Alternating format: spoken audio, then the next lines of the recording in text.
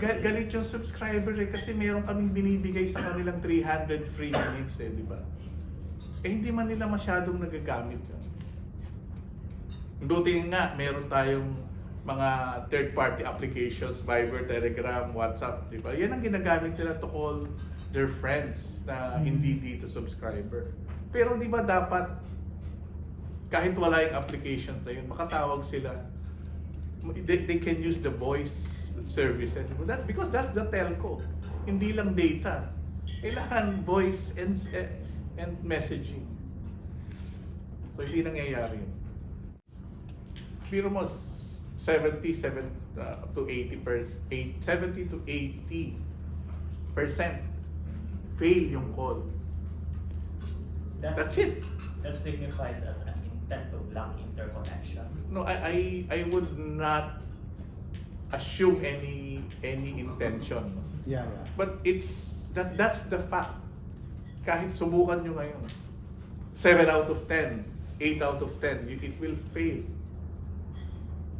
Before I go into some factual matters related to our complaint, I want to give the context.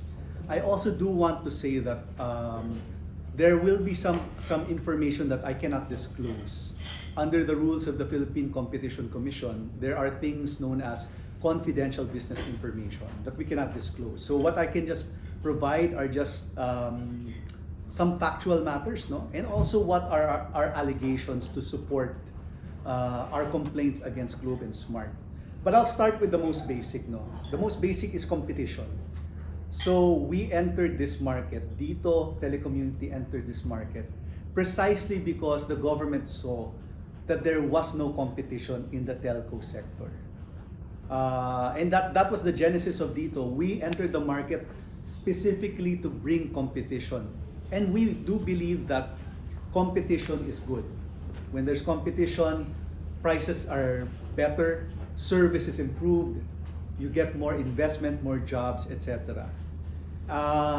And so, when our competitors do acts that are anti-competitive, that abuse their dominant position,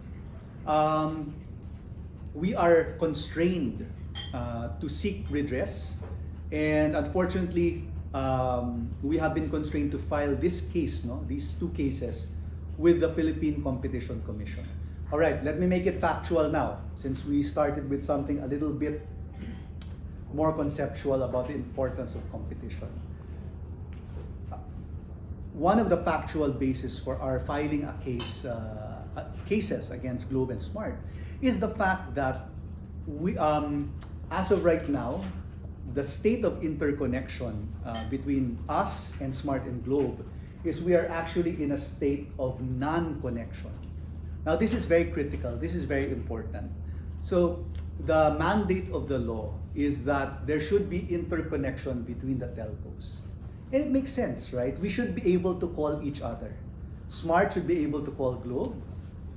Globe should be able to call Dito. Dito should also be able to call Smart and Globe. But this is not the case. The situation actually is, while Smart and Globe can call Dito, we can't call them, all right? So what's the legal basis for our complaint on this? Under the NTC rules, there is what is known as a grade of service. So what does this mean?